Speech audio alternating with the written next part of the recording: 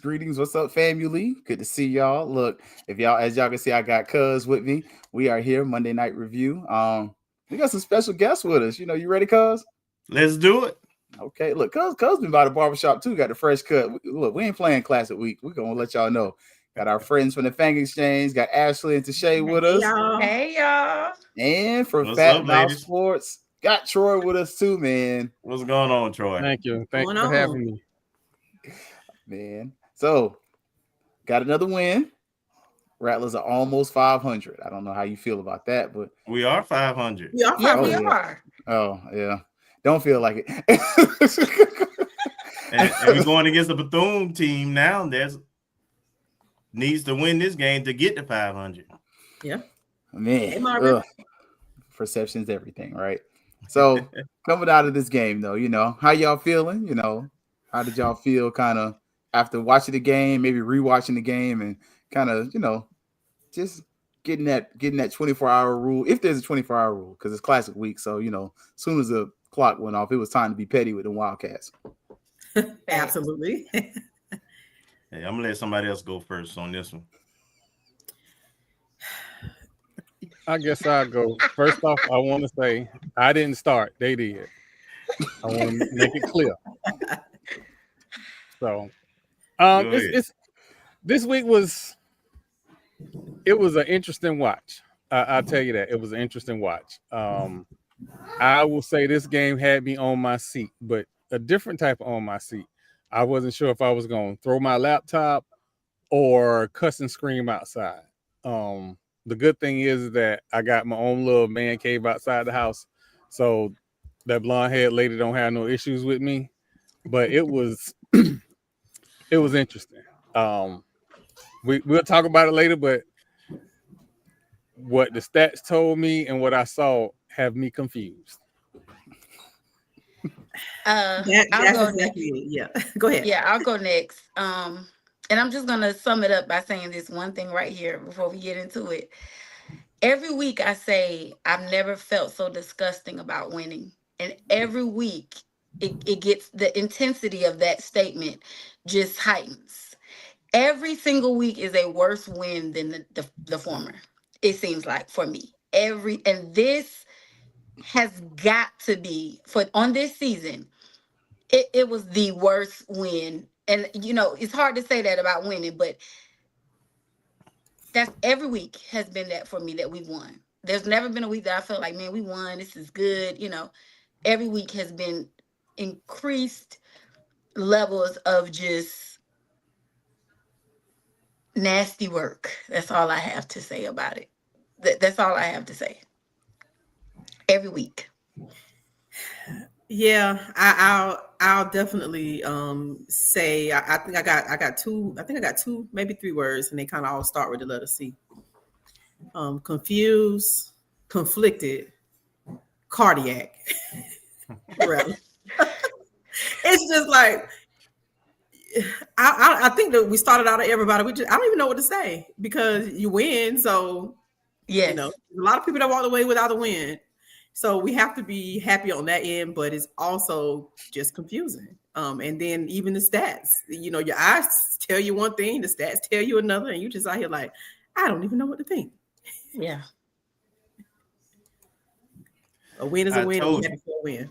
I told y'all gonna mess around and listen to me one of these days. Stop having expectations of this team this season, and it's easier to watch. I had no problem digesting and watching what I saw, because I'm honest about it. I know what I'm going to see. Now, I will say sometimes I think we can outdo our performances. And then we find a way to outdo it. outdo it. And I ain't talking about it in a good way. Yep. So there's quite a few things I'm going to point out in this particular game. But at the end of the day, I thought we'll win closely because we can out-talent teams. And we're going to point the stats y'all talking about, absolutely points to that. We just out-talented them because we didn't outplay them. I mean, at this point, we just bagging ugly chicks after the let out. I'm just saying, like, I mean, at the end of the night, you still scored, but you ain't. W's are like every game. You was just like, hey, bro, you can't judge me though. I got what I needed. Yeah, you got it up, but it was ugly, man. Like, I'm just tired of us living life, bagging 2s and 3s. Like, I've been living this 8, 9, 10 lifestyle for all my life. And now we bagging 3s and 4s and celebrating and high-fiving people and being like, "Hey, you want to go to Chubby's after, bro? I just got one." Like, nah, brother, you don't get no points for bagging 2s and 3s. You're supposed to get those. What you saying? So we getting that let out crowd? We getting the let out. We getting the let out, the late let out, the drunk let out one who her homegirl left her and was like, "Where you were supposed to?" Because she had somebody else. Right. we That's what we get. Boy. For sure. Facts. I love how we can we can turn anything into the club right there. Mm-hmm. Absolutely. Yeah, and we all know exactly what you meant. We all know exactly what you're talking about. Exactly what you meant. Because they're the only ones still there at the let out when it's time to go. Everybody else that's cute. They got a situation going. Yeah, we done got up out of got there. a situation. The 2s and the 3s, they still there. They still there. That's right. Desperate. They waiting on the desperate ones. Look, in the words of Fantasia, somebody got to win, I guess, right? Sometimes you gotta lose in order to win. Man, you gotta laugh to keep from crying, I think. That's all you Look, can do. Mentioning that, we kind of look at the first half there, man. It actually didn't get ugly until you got to the end of the second quarter. Now, at the end of the second quarter, I was so proud of James Colsey because I think Colsey at the beginning of the season may have been fussing about how we kept getting shafted with the clock at the end. But yeah, Troy, I see your hand. Yes, sir. Unfortunately, I'm gonna have to disagree with you. Me And here's 100%. Really, I was glad he didn't crash out because I was waiting on him to crash out at the end of the half. I just was waiting because I was crashing out.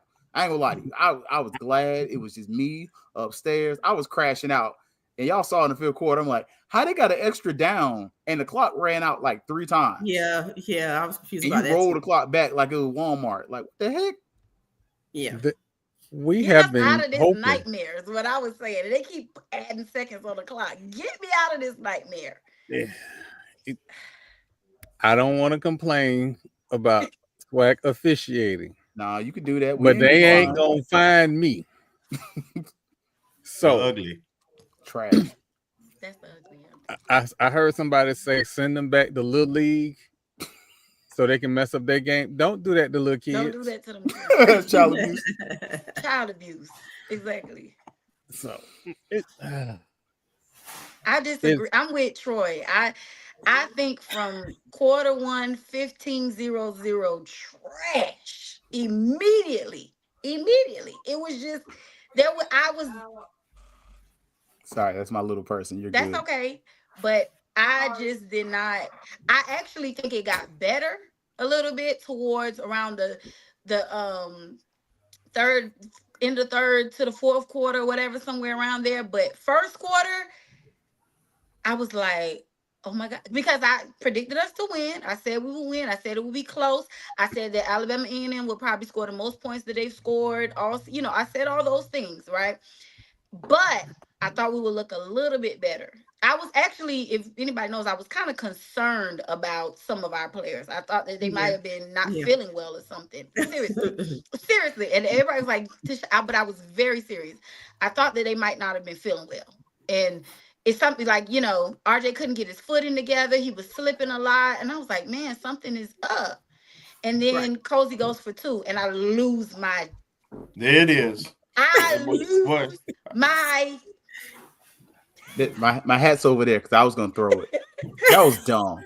That was like my crap. They Bro, bring Tyler Jefferson out, and I lose my crap. wait. On top of this, a left-handed quarterback rolling to the right. To the right. Like, I lose my crap. Y'all way ahead of when y'all lost it.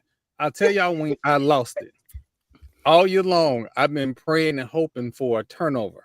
First drive, interception. There it is. No points. No points. My dog, Amari Lee, he gets that interception. INT. Yep. Love it. But I got no I'm like, expectations for this offense to score any points either. So I mean, like I have zero expectations for this offense to score in the first quarter, anything. So the fact we got a touchdown in the first quarter, I was surprised. But yeah, I ain't gonna lie, off turnovers, I ain't got no faith in this offense. Like, I mean, we put up good numbers, but you know, it's to me, it's like candy. Like my students come to me like, I'm hungry, I'm starving. Can I get a piece of candy? What is that gonna do? It's candy. Like you need food. That's not gonna fill you up. It's just gonna give you something sweet. But this ain't gonna do nothing. That's just sugar. Like I see a lot of our stats. We said it before, empty calories. Like even the interception. I don't have faith that this offense is gonna put up any points, even though they did a little bit. So to the point, the counter, you already mentioned it, but I'm gonna put a little context on it. The start of the game was just absolutely frustrating. And it was the only part I got to see live before because I ended up going and working that Florida State game. So I'm sorry. So I'm watching. I'm watching Alabama A&M moving the ball, but the quarterback is late with his throw on an out pattern and throws it to the DB versus to the sidelines. And so, great, we made a play. We get the ball. On first down, we run Thad right at him, pick up like 8 yards. And then on second down, that is a eye back pistol type guy, run downhill type of guy. I have not understand why we try to pitch the ball to Thad at all. He is not a lateral east-west kind of guy. He ain't gonna make nobody miss. His thing is, hey, I'm coming with this 225 pounds right at you. I'm gonna run you over. And I'm gonna punish you, right? But we pitch that, we do that pitch. Of course, they get him for a 5-yard loss.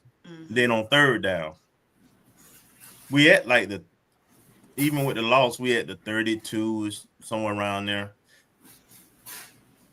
And then on third down, for whatever reason, we throw a pass to the end zone that's double covered. The defense may have been off the field 15 seconds. Yeah, back on the field. And of course we missed the field goal, and then we get the ball back. We drive, nice solid drive, get a touchdown, and then we line up and we go for 2. And I'm like, this is that kind of coaching is desperation coaching. Right? There's no rhyme and reason for it. You just throwing crap at the wall to see what color it's gonna be next. I'm like, what the hell is this? It makes no sense. And to that point, at the end of the game, that damn near could have cost us, right? It was the only reason they had the opportunity to be within a field goal versus a 4-point lead, which will require them to score a touchdown. Right. So that. Well, I kind of wonder that if first quarter sucked. Yeah, I kind of wonder with the extra those 2 points, was it a concern with our kicker? Like, yeah. So that's what I thought too. But my thing was, so when I saw him go for 2, of course I lose my crap, right? I'm losing it. Then when he comes out to kick the field goal and he misses it, first of all, I'm like, I'm still kind of confused because it's 51 yards and it was in the wind. It was very windy. So I'm like, okay, maybe that was just, off, because I've seen him make 54 yards or whatever. Yeah. But I'm like, it was still a long one and it was windy. But then when we missed the extra point too, I'm like, okay, maybe something is wrong. But then my thing is that the only kicker we have, on the team that for an extra point, not a field goal, the extra point. We got high school kickers that make the field goals. I mean, the extra point every week. So then I'm like, it's not making. Maybe we did have an issue. There was an injury, but is that all that we have? It's not all we have. What I've seen, I mean, it's not. We literally got a soccer team. We got plenty of soccer cleats on that, but was there something going on? I don't know. We have the same number of kickers as we have defensive backs. And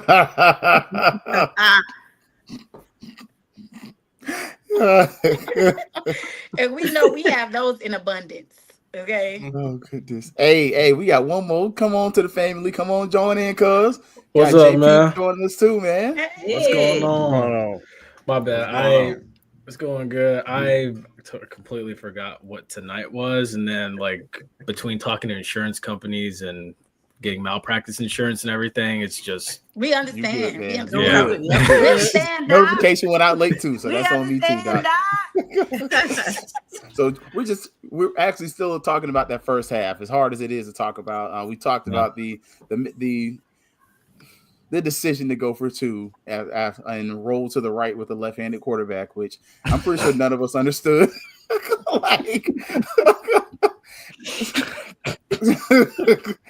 I promise you, I'm gonna say this in the most Christ-like way possible. We are putting the cart before the horse in so many ways. I can't say the way my daddy would say it, but we're doing this donkey backwards. So and then Kelvin's kind of got us caught up right to about that point where we're getting close to the end of that merciful first half and getting into that really the end of the second quarter there. So how did y'all kind of feel? We got that second touchdown. It was actually, a little bit of hope there. What y'all? How y'all feeling about really that whole first half in general, though? Hey, I want to go first on this. Go first. So that second quarter, definitely the last 4 minutes of that second quarter, may have been some of the worst football I ever seen in my life. The Alabama A&M with 2 minutes and 22 seconds left was only trying to run the ball out and get to halftime. The coach even said it at the halftime when they interviewed him, right? We were just trying to run the ball. We did the same thing against Jackson State, of course, and we just have a propensity. It was a simple handoff to the one back in the back. Our linebacker, who gap it was, Riles, inexplicably, he runs past Nayron and everybody else because we had three backers on that play. And he just ran and got caught up in all the traffic, but he ran right past his gap. The guy just ran and cut to that gap, and our safeties look. I know they weren't our starting safeties, but they have to be the slowest guy ever. But that was the slowest. I saw somebody say it. That had to be the slowest long run I ever seen in my life. I just knew somebody was gonna catch him. I knew somebody was gonna catch him. I knew it because he was slow. But it looked like Brandon Jacobs up there running down like high knees, vertical running. We are a Florida team with no speed.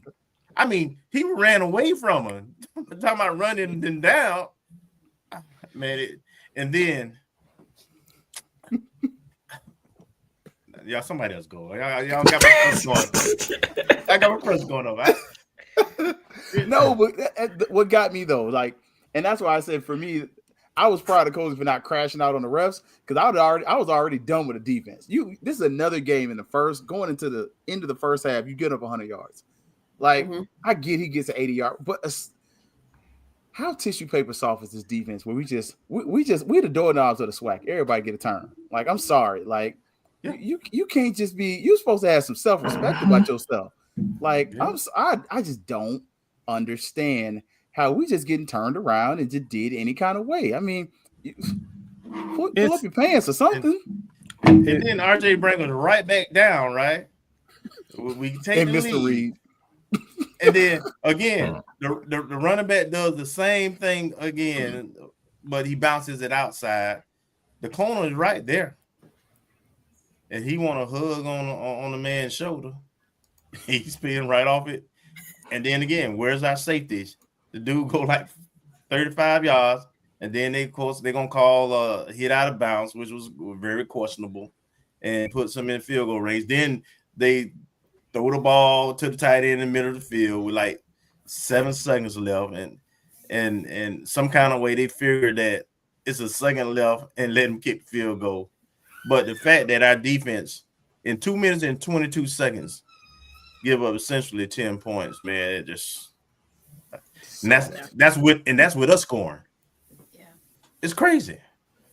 We scored with like 30, maybe 28 seconds left in the game in the half. Yeah. Can I be honest? But anybody that has ever followed me, if you've ever followed me and ever heard me talk about Southern defensive line, I am now starting to look at our defensive line the same way. It is embarrassing. At some point, I was told we had a strength and conditioning coach that was the best in the business. I don't know. I shouldn't have 290, 300 plus guys getting pushed around. And let's not act like Alabama A&M offensive line is the offensive line they had last year. They are big, though. They're not very athletic, but they are big. I was about to say, I wouldn't take him to go to They're not very good. Then somebody need to explain to me why that offensive line is just moving them up the field. I don't know. Even when we did go to 4-down linemen occasionally, and it did help a bit. They did. What I saw I was impressed by that. Yeah. I was impressed by that. I was like, thank okay. God. I noticed.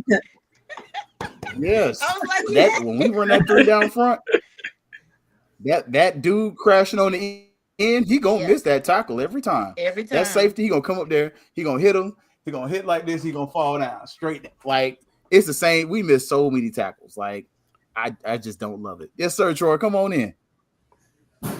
So we went to 4-down linemen and got no pass rush.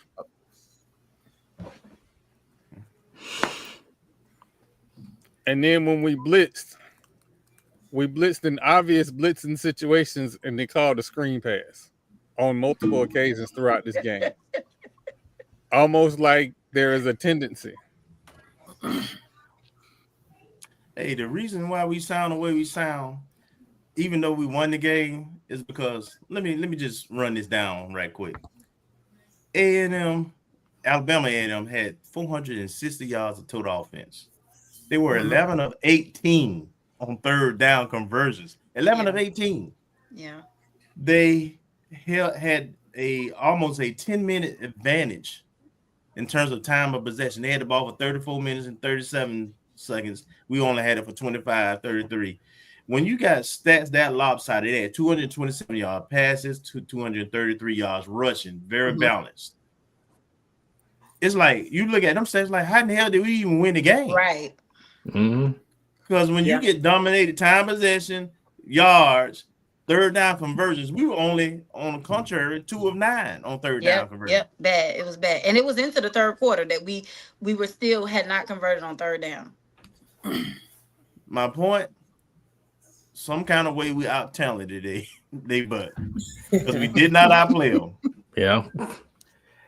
Nope. Now, I will say to Troy's point about the defense and the pass rush, so we only had 2 sacks in that game yesterday.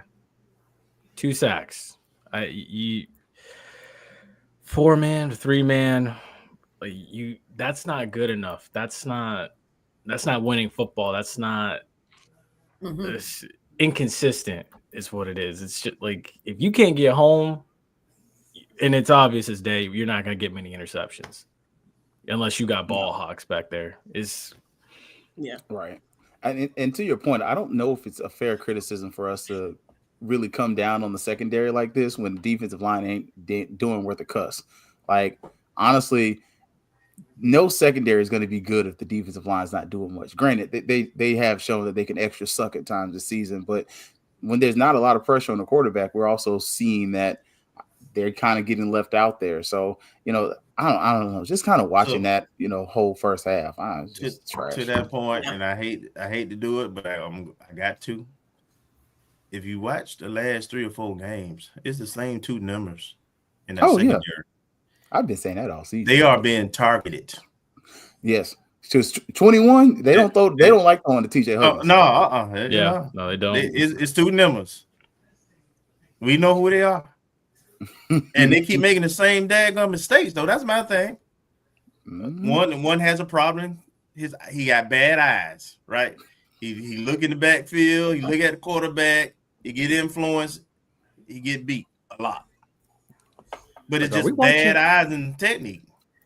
Like, are we watching film? That's my thing. Like, how often are you watching it? Watch Bethune and who they target. It ain't gonna be hard. I just need Cam to have another bad game like he had against Jackson. Cam can play like he played last week. If he played like he played against Jackson, we gonna turn up in Orlando. That's the best defensive line in the SWAC, though. Alabama A&M is. Who's the best defensive line? Is a bad team. Jackson State. With Alabama A&M, they only like their 3rd string quarterback. That's the other thing. And they put up 460 yards. What we facing Saturday ain't Alabama A&M offense. Nah, Buddy was looking good. Like let's call a spade a spade. Cookman had Jackson on the ropes until that fumble happens. Like once that fumble happens, then Jackson's kind of like off the ropes, and then they get the interception. If we're being honest, it was defensively. They couldn't score. They never scored on offense. They scored on special teams. That first score, they could not score on offense. Yeah. Cam had a horrible game. Now, granted, yes, Jackson is the best defensive line, but they held them on defense, which Cookman is. Now, that's who I don't want to show up. The defense that showed up on Saturday, I don't need them to show up. Keep them in Jackson. Okay, give me Cam from Saturday and give me the defensive line from the week before last, and we got it. We in Orlando partying, okay? But okay, yeah. Is this the point where I get the slander Bethune Cookman? I just let me know when that's I always talk bad about him. You don't need to ask. So if we're going to talk about Bethune, we need to acknowledge their best offensive performances have been against lesser talent. And even in some of those lesser talented games, I was at the Edward Waters game. The first quarter and a half of the Edward Waters game, I'm sorry, which one is D1? I'm just I'm just asking. Hey. Now you start choking when you talk. We got more light than we do different, huh? Mama Mary got you choking over there. The 2 Florida teams looking very similar. That's what all I'm saying is, okay, they are now under 500. Yep, this was expected. And so their players were out. Their captain of the offensive line was out until the second half. Right, he comes back in. The offense does start to look a little better, but they still did not score. They did not score. Was that Roy Jones Jr. that was out? Christian, what's his name? Christian. You know that. So according to Jackson, Roy Jones Jr. never got out. They say he played the whole game. So Look, I'm just saying, if 11 looking to transfer, I got a spot on the roster for him next year. If anybody want to start a boxing club, he's your guy. Right, that's what you need to bring him on. But I mean, y'all say what y'all want to say. That offense, it didn't score. They didn't score not 1 point against JSU last week. Not one. It was 13. Well, the defense is really who showed up for Cookman last week, in a real way. I don't want to see them on Saturday. I know we talking about this game, Tajay, but note to coach. Do not kick the ball to number 5. No. It's number 6. Number 5 and number 6. It don't matter who it is. 5 and 6. Yep. You kick that ball to Mary McLeod Bethune before you kick it out of bounds. Kick it out of bounds. And that's on Mark. Literally out of bounds. Literally. Kick it to Jesus before you kick it to 5 and 6. Oh goodness. No way. That second half, though, Who? That's the. I'm like the shade. I ain't gonna lie. Like that was the one. That's the one game this year. I wasn't biting my fingernails, but they was right here at the end of this game because you could easily see where it really felt like FAMU was not trying to win the game. Like I promise you, don't nan one of our coaches play spades because not nan one of these Negroes play to win the game. Like I promise you, you gotta play to like if you sit across the table, they won't renege if they have to. Hey, no, they won't. They won't. They won't. Slide a card on the table and hide it. I'm telling you, slide that book up under there. They ain't doing no eye signals, nothing. Like I ain't got no hand this time, boss. Like, come on, man. Like, so kind of watching it, kind of getting to the end of it, man. We do get the block kick. You get more. It just seemed like at times, like I did feel like we did a better job managing timeouts at time in this game, but it's just felt like we weren't really trying to play to win the game. We just got out of there with a win. Like, and that's probably the most important part. RJ looked decent doing it. He does miss his reads a couple times, but at the end of the day, he only say whatever you want to say about RJ. And that, like that person in the chat. I cannot say nothing bad about that man.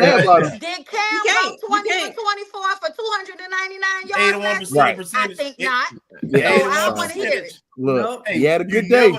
You never see that. Somebody who throw the ball over 20 times and has an 81% completion rate. Period. I don't want to hear it. You got to give it to him. You have to get a good night. That ain't on him. You can't hit me with no RJ slander this week. I don't want to hear it. I don't want to hear it. Right. Talking about Cam and RJ. I don't want to hear it. Cam did not go no 20 for 24 for 299 yards last week. I don't want to hear it. And that's the RJ we need next week. I don't want to hear it. Yeah, it is. At times, that's what I need to see. At times, yeah. RJ get comfortable. He gonna have him a time. And I think that the offensive line got to get a little bit of credit too, though. They did. Granted, Alabama ain't the best. They had their moments when they looked better. You can tell this is not. I don't feel like this offensive line is built to run. Like I don't feel like this is a run blocking offensive line. They ain't got that nasty. They ain't got that dog. That's cool. They are pass blocking offensive line for the most part, especially when Ashton Gray was not on the field. The 2-minute drill tells you everything you need to know about that offensive line. Yeah. They want to pass block, and that's where they excelled at. Yes, you want to run Thad every now and then. 2-minute drill from the word go. Yep. But then we have Grable. Did he play? I don't think he played. No. So I saw some, different numbers in there. Mm-hmm. But we honestly, if you look at, and I know we're gonna look at some of the plays. Every time we threw a touchdown, there was at least 2 guys open. Usually it was 3. Yeah, everybody was open. They secondary was trash, so I get throwing the ball. they secondary was slow. Awful. Everybody was open. We talk about how slow our secondary is. The tight end was behind him. Wilcher was boy, it was a track meet with Wilcher. Y'all might have got that man an invite to the HBCU combine off of that game alone. Facts. Yeah. Dang. Okay. Look, great time for a break. We're gonna give y'all 2 minutes and some change. The uncle's got to do what the uncle's got to do, man. Look, I've been drinking the sweet tea over here, so so 2 minutes, 43 seconds, and then we'll come back, y'all. We're gonna look at our next part of the show. What you see is what you get, and then we're also gonna probably hit y'all with the good, the bad, and the ugly. Got to get here, so folks can get on with the get on. So, all right, y'all got 2 minutes, 43 seconds, starting now. This is the Dean of the College of HBCU Sports, Kenyatta Cavill of Dr. Cavill's Inside the HBCU Sports Lab with Mike Washington and Charles Bishop.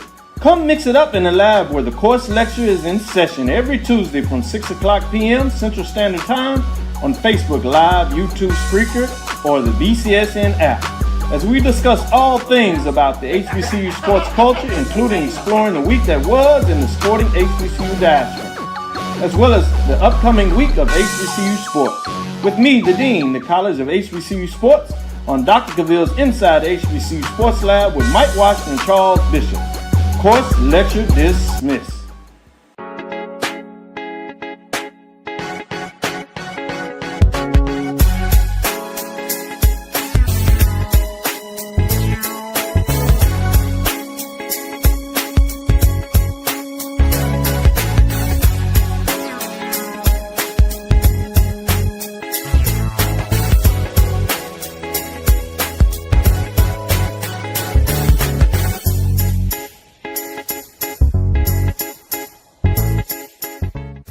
It's never too early to plant the seed, to share the tradition, and instill a sense of pride in your HBCU with your little ones.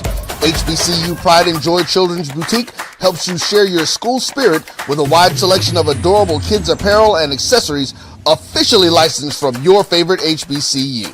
Visit hbcupridejoy.com and follow us on all social media at HBCU Pride Joy on Facebook and Twitter.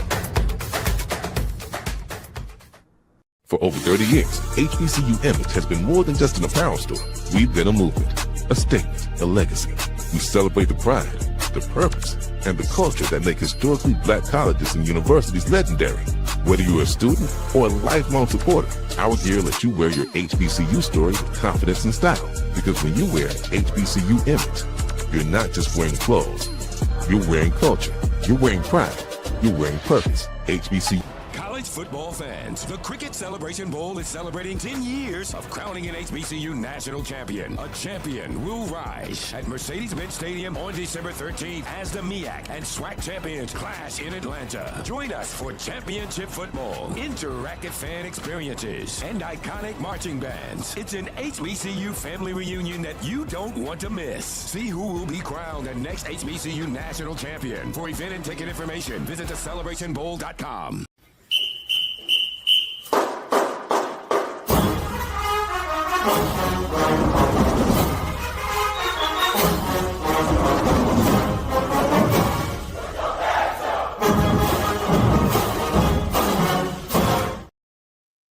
What's up, family and guests? You know, if you're not part of family, it's okay. We know you want to be. It's all right. You know, you could be guilty by association. You know, it's okay. You can hang with us. We'll let you sit at the big boys table every once in a while. You know. But welcome back, Kelvin, Rozier, OAG Strike Zone, Keith Hadley, Fangs Up, Ashley, Tashay from the Fang Exchange, Penalty Talk, J Peeps, and look. Got Troy from Fat Mouth Sports. He left Marlo at home. So, you know, we still can't talk good about that school over in Daytona. They ain't got nothing but wings and race cars, and black folks don't watch NASCAR anyway. So, I'm joking. I've been to a NASCAR race before. It's fun. But look, we got to kind of talk about first half and the whole game. So now we're going to look at a few plays, and the old song says, Jay Johnson's going to send Haley in motion. Now Johnson's going to. What you see is what you get. Turn the audio off so that way we won't get in trouble. So OAG Strike Zone, Fangs Up, Fat Mouth Sports, Penalty Talk. Y'all got the super friends of FAMU that all came together. And we'll look at a couple of these plays, kind of see, you know, we got 4 of them. So, you know, first one here, make sure the audio is off. I'm pretty sure I turned it off anyway, but see, first half, turn the comments off for a little bit. Kind of tell us what y'all are looking at. What are you seeing? It's kind of what's going on. RJ's about to throw a pass. Look at the receivers. Everybody. Oh my goodness! Wow! No, baby. Everybody. He could have thrown it left, right. Didn't matter. It was a touchdown. Jeez, he had 2 people. Oh my gosh! Did he have 2 or was it 3? 3. He had 2. I'm saying 3. Yeah, yeah. Yep. Yeah, 2 for sure. I didn't even see that one over there. You can't see off screen that's open too. So 7 Yeah. yards. Dealer's choice. That's what that was.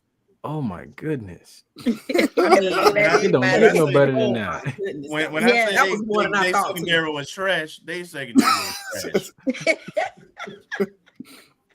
Yeah, this secondary is horrible. You know, and on, if you last week, if you watched the ONG, my man was kind of straightforward. He said that they secondary was awful. Mm-hmm. I didn't think it was that bad though, but it's that bad. That, and also, you know, kind of I love how, you know, Kelvin pointed out earlier, and the receiver's a little tight, but you do have that 3 receiver set to the right there, and you got your receiver out there on the hash. You got one right on, you know, outside the hash, one on the hash, and one kind of inside. I think part of this also is play call setup. So you kind of look. And this also leans towards that FAMU run play we love to run that some of us kind of hate, where you kind of run the dive route. It's kind of there a lot of times. You also got the tight end who's going to come open as well. But as mentioned, what the heck is he doing? Like, what is Buddy looking at when he stumbles? I don't know if y'all see top right hand. Yeah, he's beat even before he stumbled. Yeah. The guy's on him already. Ran right past him, had to. Yeah. Like, it's bad. No, oh my goodness. That's Like right here. What is he looking at? Yeah, he's flat foot. 2 yards. All Yeah. of them are like flat foot. And he's squatting. Yeah, right. yeah, flat He footed. ain't even his back pedal. Yeah. And then right there, like, why did you fall? Because Well, he's flat everybody footed was and trying to slipping and catch up. falling, but man, that's man.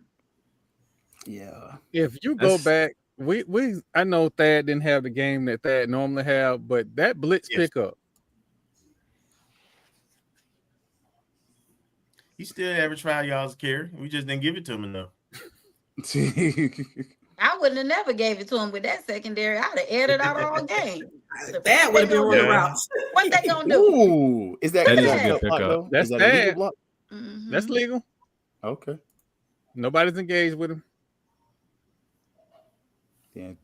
Look, can't take nothing. Look, like I said, I can't take nothing away from RJ with that one. Everybody's open, so do we get Burris credit on that too, though? Yeah, Yes. that was Everybody good. get credit. That was a good play. Yeah. Yeah. Yeah, Absolutely. Waffle House. They're always open. Anything that y'all just kind of took away from that, it was just like, dang, everybody's open. So I mean, you can't really mess that up. It is what it is on that one. I'm gonna give the play calling. We're gonna give credit to RJ and the play calling. Like, Yeah, absolutely. They executed. Yeah. Yeah, great play. Okay. Got us another one here. Now this on the other side of things. We try to be balanced over here. So Now, look how he running away. he was high stepping. Was he high stepping? He ran them out of the screen. And he's not fast. He's not He fast. leaned at the goal line like And did the track Oh finish. my God. So untouched. So the stream slow mode this. It had to. No. No. That's how So they I do will it. say this: the swag stream trying to get it to move faster, it buffered so many times. But just looking here, like, Look, unbelievable. I don't know Go back how a little he more. gets Go through back a it. little more. Go back a little more. I think that's as far back as Keep going. I got it to go. Okay, so the linebacker, there's a linebacker, Rouse. He was over here to the right. That was his gap. You can't see him now because he's behind the guy getting blocked on the opposite line. He's unblocked, but he's way out of position, out of the gap. And as you see, one safety is outside the hash, the other one, I don't know where he's going, what he's reading, but he takes himself out, so there's nobody in the middle field. So he's untouched. And then this shows you how slow we are, though. Ain't nobody go get him. But so go back a little bit, Keith. Here's my problem. Go back a little bit. Go back a little more. Okay. This is my problem right here. Go ahead. Right there. So you Unblocked. That's safety. Nobody right there. It's three guys right there. You can't. You could have reached out. Look.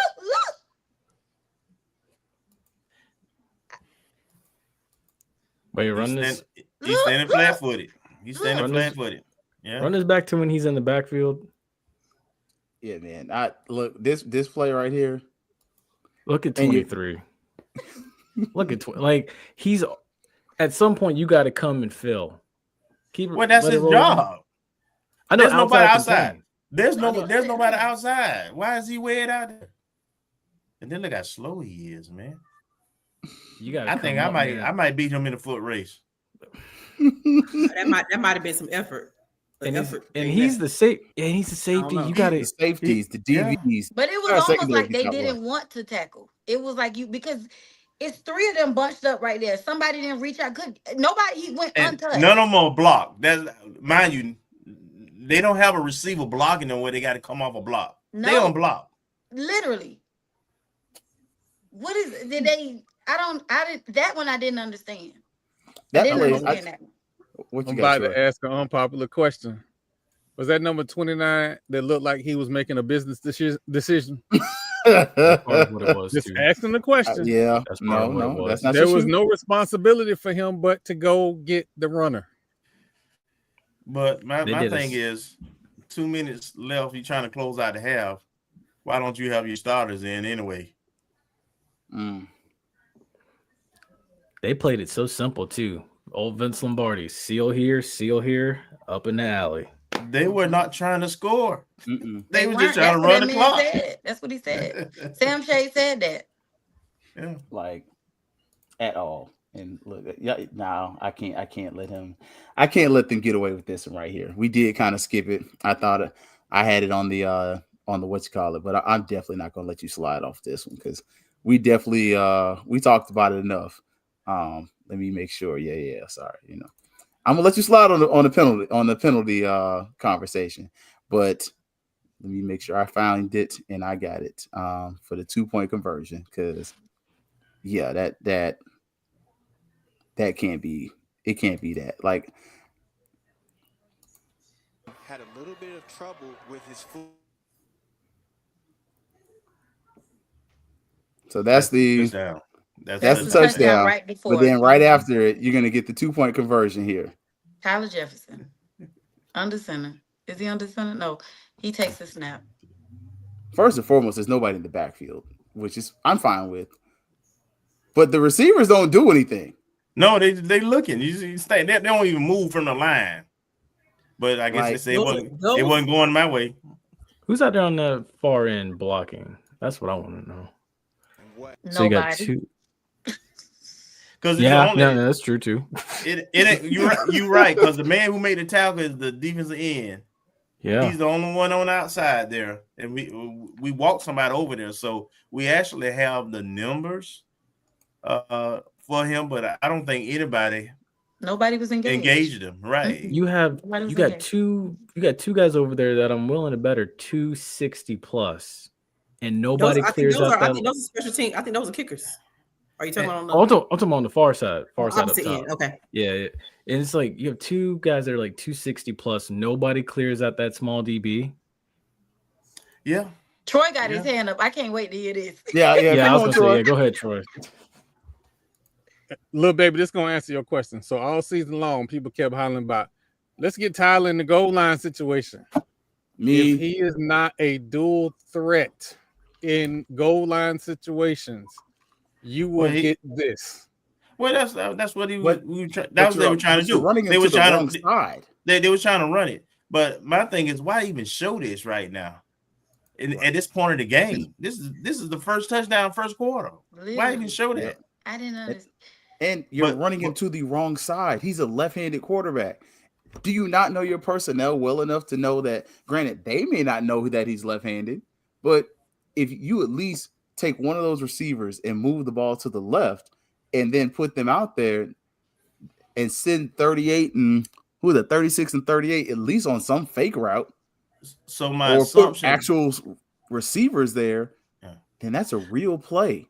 But it was clear what we were gonna do. We didn't have nobody in the backfield. I mean, in my opinion. Yeah, it'd have been different if we had shifted to that. Yeah. But we lined up like that with nobody in the backfield, so it was clear immediately. It was obvious who was gonna get the ball. Very clear. I mean, if you're gonna want my thing is, and here it go, and folks who watch a lot of football, coaches are gonna understand this.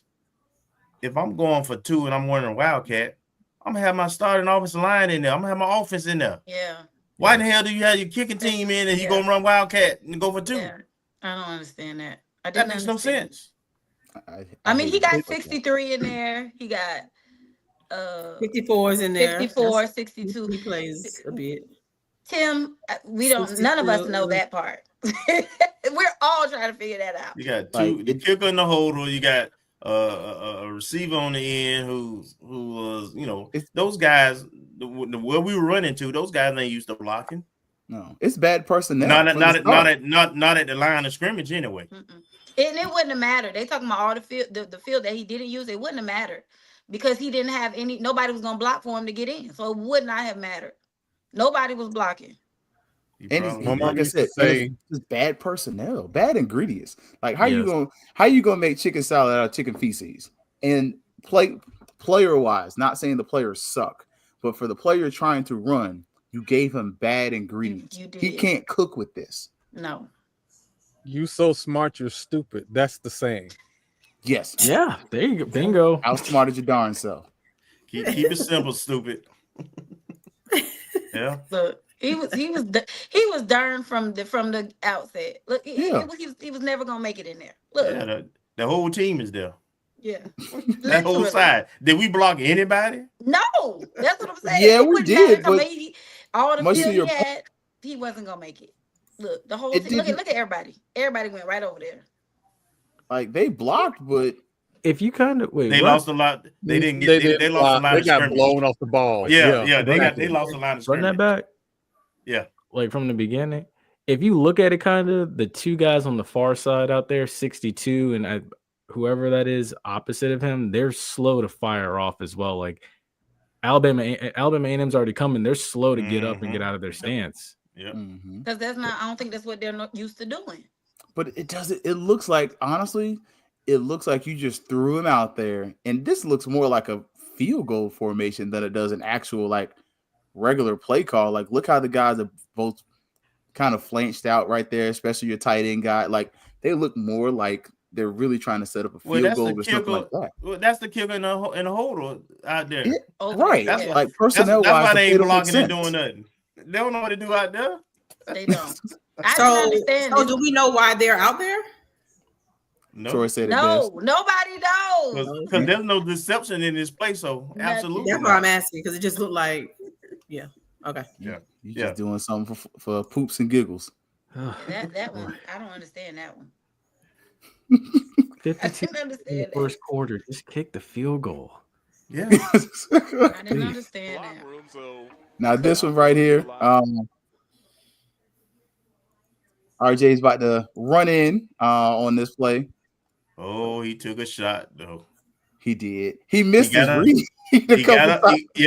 Guy was open too. But he got up like a champ. But that 52, he was bringing the wood. He had about 2 or 3 of them hits. What his name is? I don't know what his name, but he was an enforcer. Yeah, he was. I do like the set though. I love the play. He missed it right there. Look at 9. Right. I mean, who's that? The tight end, Miles, or is that Somerset? Just sitting out there on the check down. Yeah, they're sitting down on the check down. Right there. Oh, that ball should have been gone right there. That's Miles. That's Miles open. Yeah. Mm-hmm. He had 2 of them. And then over here, Somerset is over open here, too. he was open. Yep. Wide open. Yeah. Heath, remember what I said last week about quick release? Yes. Is right there. But guess what? Right there. We got the tutty. So that's true. We got that's true. And he took the punishment for it. Yeah. Yes, which I like one. I hate the other. And I'm with you. I think that was this is the one play where I was like, hey, come on, RJ. Like, I definitely need you to get rid of that one. This is what I've been harping about, and what I love about this play is the formation. Yeah. Spread it. We got them spread out. We create lanes. With our speed, that is our kryptonite. For when we can spread teams out and let our speed operate in space, and we get the ball to them in space, this is what happens. We're explosive. The other part is we send a man in motion. That helps RJ with reading the defense. So all of a sudden he can kind of tell, all right, nobody's really following. The guy kind of slides over. So are they in zone? Are they in man? He didn't read the defense on that one. He didn't read the defense on this one. No, he'll never read defense. It's okay. I ain't gonna say what I said. On Jay Peeps last week. You're absolutely right, but he didn't read the defense on this one for sure. I got nothing to say about RJ. No RJ slander for me this week. I'm sorry. Oh no, it's not slander. It's not slander. No. We learned that he can take a hit. That's what we learned on this play. He is. Yeah. Big boy. He's a tough dude now. Nobody's doubting his toughness at all. I don't need him to be tough. I need him to be smart and deliver the ball. That's what I need him to be. Yep. Thank you. 20 of 24. Thank you. Yeah. That's delivery. Yeah. That's delivery. 81% is delivery. Hey, I'm a critic like everybody else, but man, when you do your thing, I'm gonna build you up too. Oh yeah. That brother did his thing, man. Yep. He definitely did his thing, and we definitely looked at that one there. So, a couple plays, we got that's every game. He's got a wide open man, and that is going. So he finally caught a ball. Speedy Rogers. Hey, it was pretty too. It was difficult. It was acrobatic. Yeah, he actually laid out for it. Yeah. Play action. He steps up in the pocket. Yep. Nice Yes. pocket. Yep. Nice. That was a good pass. He was almost late. It was good. Almost. He was Yeah, almost it was late. right He on was time. taking in the zone, A right? little longer. Yeah. The pass and the catch was right on time. Yeah, Yeah. but it was good. What I Play do like to action. say, especially with I like RJ, how he this stood is, there. Mhm. I like how he stands in the pocket, but I like how he stepped up in the pocket. He did. I Yeah. mean, that's one Yeah. of the things Yeah. where, you know, I've been critical of him. You look, y'all know I've been critical, but I like to see his growth. Oh yeah, 54. Oh, yeah. We got him. Oh 54 man, finished. Yeah. that is we a definitely got to give him right love there, because we've been kind of rough on them this week. But yeah, I yeah. mean, number Can't 11 kick looked like that he about boy. 215 pounds. He So, I did. He mean, did. You gonna learn how to sit down. Nice Sit job. down. 54. Sit down. Now that I'm talking about 54. That's how you do it. Yeah. and a nice catch. I mean, as much as you know, the receiver group has been just as much aligned as other positions, but I think kind of just looking there, like that was one of the things that we kind of got to see right there. Like I said, I like the play action. I like that RJ actually read the defense on this play. Like as much as we kind of ding him for not going through his progressions, he actually goes through his progressions on this play. Yeah. But look at that pocket. Look at that pocket. He had time. He had time. Yeah. He was actually looking to the left when So- the play started. Yep. So he did Looks go to his left, he did go to comes back to second the read. right. You're right. Yep. And Sure throws did. a pretty pass, and he throws it on time. And again, that's the progression that I want to see. You know, so Yes. Mhm. Yes. Yes. if he gonna be QB1 and I get that every game, Yeah. Because he put it I ain't on got the no money. problems. He put it on the Facts. money. Well, he hadn't played in 2 years. So, we talked yeah, about yeah, it. He was gonna have to grow into this Yeah. because he just had not played any meaningful ball in really 3 years. Mm-hmm. So And he's even in high he's school, growing. that wasn't his thing. Yeah, That was he's not growing. typically his Yeah. thing. and I Good think job, truly, RJ. We like it. good You see how job, we man. work Look, Good job, Look, Do it again. Do it again. Good Do it again. job. Do it again. And again. so we're gonna move with frenetic speed so make sure we don't lose a one, right? So we're gonna skip a commercial break. We're gonna give me the wink if you need it on the uncle moment. I had to get an uncle moment myself. I had to slow it down, but let's look at the good, the bad, and the ugly. I ain't gonna lie, I want that band. I want the 100 to play the little stepped out and walk out there just to make fun of them boys so bad it's not funny. That's just me trolling. It's classic week. I'm sorry. So this game, we won. There were some parts that you love, some parts you may not have loved. Y'all know we like to start off with the ugly first. What was ugly? We're gonna do the good. I mean the bad, then the good. So what was ugly? That doggone officiating. The Dang, swag that's mine refs- too. That was the swag refs. It was my ugly. Yes. Horrible. Y'all get an F. Fired. Just terrible. Terrible. That's my ugly. Yeah, that was bitter ugly. Yeah, I asked Colsey in the post game. I was like, I had to ask him in a way that I didn't want him to get fined. I'm like, how do you report bad calls? And he was trying to be very politically correct about it. I was like, there got to be a way to report these bad calls because look, that the play calling, the clock management by the SWAC, not even Colsey, it was trash. Like there were several times they didn't start the clock. And then we've seen that that times not throughout the season. Yeah, and then that one series where they had no idea where to spot the They damn didn't ball. know what. It took The like fumble, 10 minutes. The fumble, yes. And they still, and I think they pushed it back further. It should have been if I'm thinking No, about it. it started it off. Then they had to stop it. Then they moved them back again because they declined the penalty. And then it was like, well, if we decline the penalty, why is the spot? Why would we push us back this far? Then at the end of the game, they had to have given them an extra like 12 seconds. It was insane. And here's what's insane to me about that, and why they the ugly for me. The SWAC commissioner was there. That part. Yeah. He drove over. Yeah, he was there as a guest of the Alabama A&M president. Mm-hmm. And they put that on wax in front of him. So are we in consensus about the ugly? Because I think Yeah. Oh no. I got one. I got one. You got one more now. You got one more. No, we. I'm gonna let Troy. I'm gonna let Troy say it if I don't say it. I have not been on this platform for this particular segment, but I'm gonna say this: in 4 games this season, there has been a consistent problem regarding the seam between the linebacker and the safety. And every team we've played since they first exposed that weakness, they have run that same play. What are we doing? Yeah, I'm gonna say the run defense. I'm sorry, I can't let him slide. I can't let him slide to bad. Another 100-yard rusher, and Buddy was up there galloping like the galloping ghost, and he looked slow doing it. Oh heck, no, man, no, that was ugly. This, like, I promise you, last year, fortunately, he transferred. Cookman's running back carried them. Yeah. This year, yeah. This year, thankfully, if that kid was back, I'd be like, "Hey, y'all got this. I'm just here." But yeah, for real.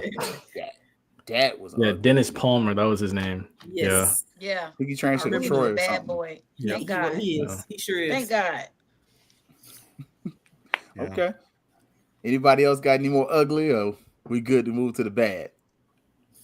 Go to the bad. Okay. So, move to the ugly. What did y'all see about the game that was, the bad thing? Like, wasn't terrible, but it ain't good. Run defense. Swiss cheese. I don't know how y'all separate run defense from a pass defense. The defense, 460 yards. Let me say it again. 460 yards, 227 passing, 233 rushing, 11 of 18 on third down. Yeah, that defense is bad. Yeah, let me retract that. Yeah, the defense and all. You went against the 4th-string quarterback and you gave that up. That cannot happen.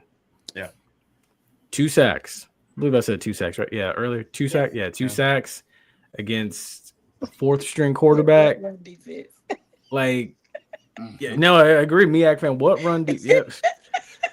Because I'm sitting here and I'm like, can we get creative with blitz packages? Like a delayed blitz,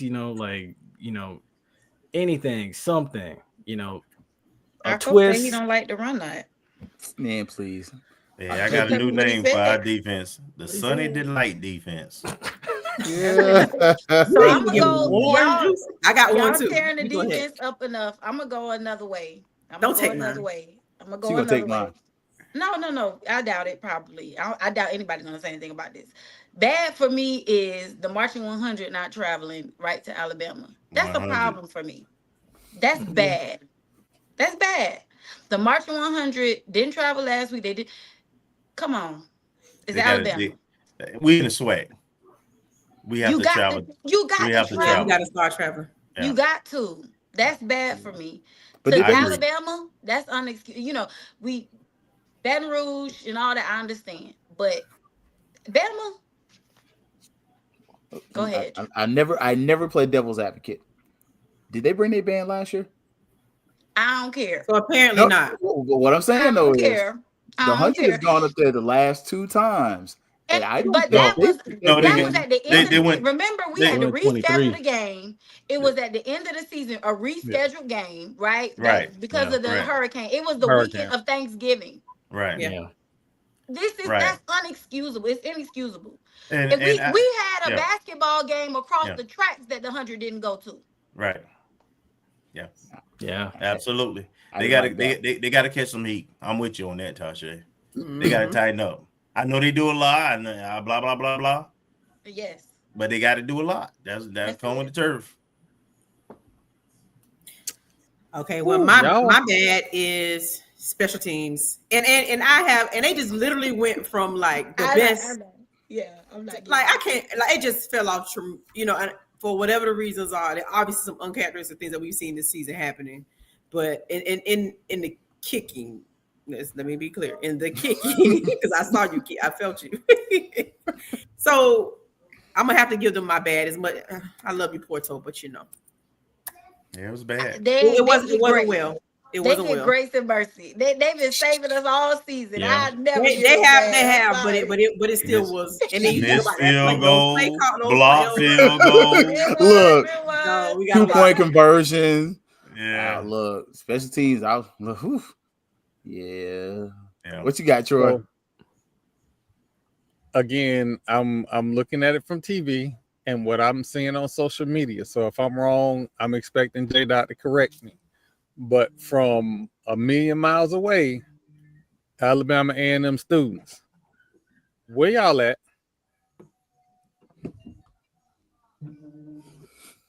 Senior night. Senior night. Mm-hmm. Yeah. You are basically telling the players at your university that they're not important on senior night. Mm-hmm. I realized that the season hasn't gone the way you thought it was going to go with a new hire as head coach. This ain't helping either. Mm-hmm. That was a bad look. They're not used to. So they just train.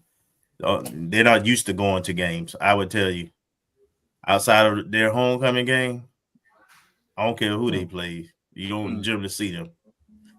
And it ain't like Huntsville's a happening nightlife. You know, like they got other stuff to do, right? And it's beautiful campus, beautiful facilities. It's a nice stadium. Yeah, they're the only football school in town. Like you have two universities there. Yeah. So I'm a drift off because y'all know I don't. I'm okay. It's that piece of me that I just don't like to follow the rules. The ugly for me is recruiting, and it's personal. This past week, yesterday, we had a commitment from 3838 Trojan Trail commit to Alabama A&M University. Last week, we had another student, local kid from Tallahassee, commit to another SWAC school. I'm just going to say it like this. There is no reason on this side of heaven, especially in positions of need like offensive line, where you have players that are leaving Tallahassee to go elsewhere. That's something that to me is inexcusable. I love our recruiting coordinator. I like what he's trying to do so far, but especially with his home team, home talent, and I do love we got the guy from Florida High, the receiver, that bothers me, especially when you need offensive linemen. You need bodies. That's a problem. I don't know if it's a grades issue, but especially because I am a Trojan, that bothers me. What's up, Shay? I'm a just baby. I know, like for me, I did not want to stay home when I went away to school. So maybe, just maybe, I don't know. Maybe because I know the first guy that went to Bama State, we offered him. We didn't court him in a way that I'm told that Bama State did, but we did offer him. But I know some people just don't want to stay home. So I'm just going to say that. Yeah, I'm not excusing nobody. I'm with you. But maybe. Okay, Tashay, let's take that into account, right? Let's take that into account. I should not see players from South Florida, Orlando, Jacksonville, or the Tampa Bay area making plays for other schools in the SWAC. I agree. The top players from those areas should not be playing at other SWAC schools. I agree. And they want to come to FAMU. They do. They be at Alcorn, Jackson State. Thank you. But I will say, let me just jump in on this now. We got to be fair. We can only sign anywhere from 25 to 30 a year. So it's way more talent just in those areas you talked about. Yep. So they're gonna have other teams are gonna have some players from our area. That's just Florida's where people recruit. Florida, California, Texas. Those are your three top places. So we're gonna always face other players. But you're right. In terms of the top players coming from those programs, most of them are taught by FAMUans, the teachers or the coach. They were coached by FAMUans, whether it was Little League or high school. And you better believe somebody in their family went to FAMU. So absolutely. Absolutely.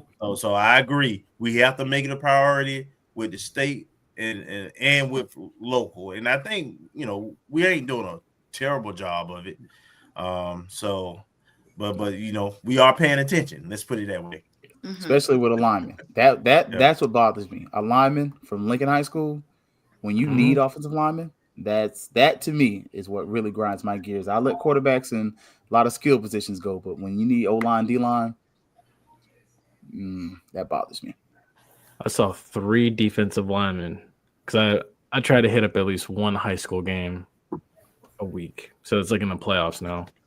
I see 3 defensive linemen at Armwood High School that look like Jordan Davis for the Philadelphia Eagles.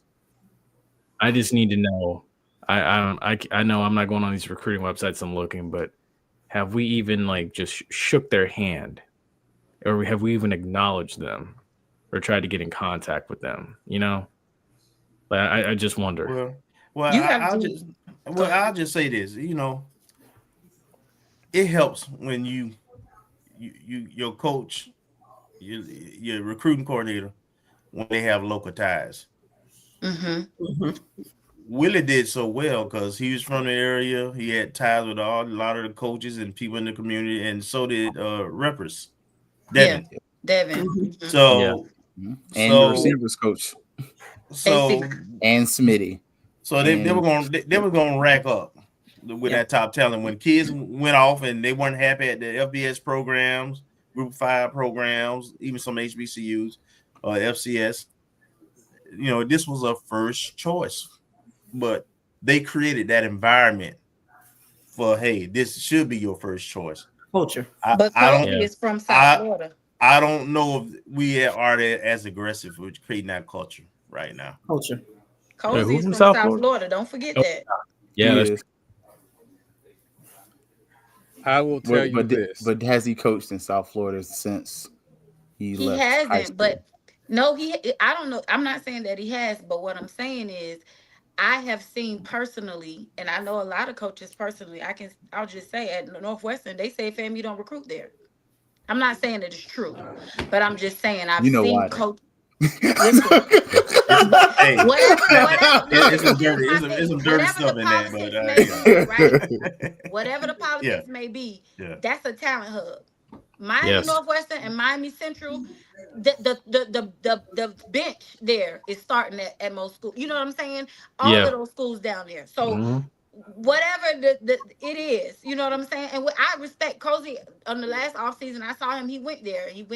But you got to do that, you know. And I think also that we don't explore Georgia enough. South Georgia got some dogs. South Georgia. South Georgia got dogs in the trenches. I'm here in Georgia. We are. Thomas County Central, Rome.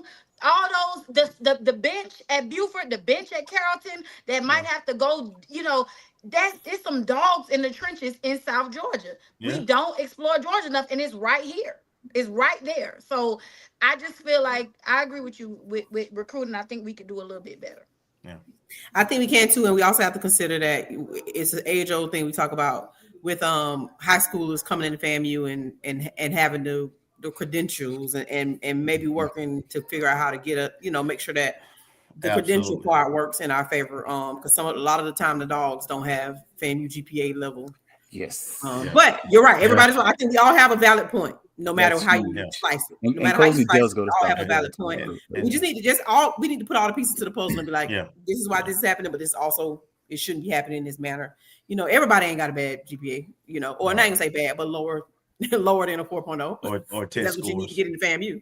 Right. Essentially. Let's just make sure that our relationship with high school coaches that are affiliated with FAMU are communicated on a regular, consistent basis. Don't be like cross the railroad tracks, because I promise you, they only have one coach that can get in there, that can get anything done at Florida State. That's it. I hate to say it. Resperus is the only coach that's going to get any traction in the state of Florida. Facts. At Florida State. All the rest of them are trash. FSU is a trash recruiting program. They've been trash recruiting. When Dugans was there, he was trash recruiting. They say he's trash coaching. I think that's unfair. They won a lot of games, brother. And there's a lot of guys in the pros. I mean, you got your opinion, but I'm going to balance that with a little facts now. Yeah, I mean, high school watch. The coaching was trash. I mean, to derail the pod. I mean to derail the pod. We can Troy, argue about this on Thursday night. You don't start Gotcha. Something, Troy. Hey, listen, all right, something happened today. Something happened today. I'm in my feelings. Oh. Well, never mind. We'll talk about that offline. Let's get to the good before I actually got to get up out of here. What was good about the game? Offense. RJ. I'm gonna give it RJ. I gotta give it 299 passing yards, no interceptions, which we don't expect anyway. From him, based on numbers, based on the statistics, he don't have that situation.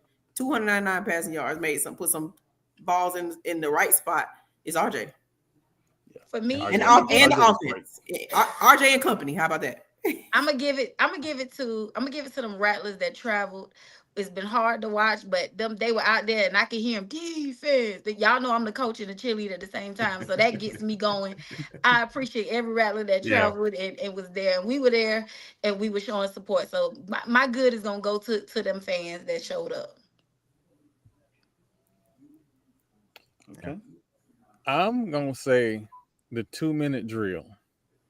It's amazing. It's awesome. For with my glasses off, it looked like the old Gulf Coast offense. Do that every game, from start to finish. What? Do that every game. 2-minute offense. Just go do it 4 times. 2-minute offense.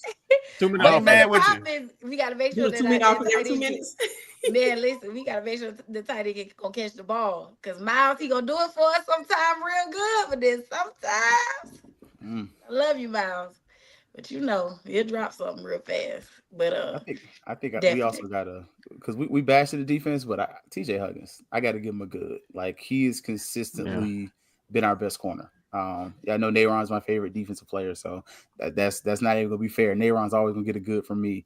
And that penalty they tried to throw on him was some bull crap. Because I asked Cozy about that, and they were like, "No, it wasn't targeted." I'm like, "Okay," but that was some bull jump. But they gave us we still got the 15 yards. No, they still got a penalty, but he's not out the first 2 quarters. No.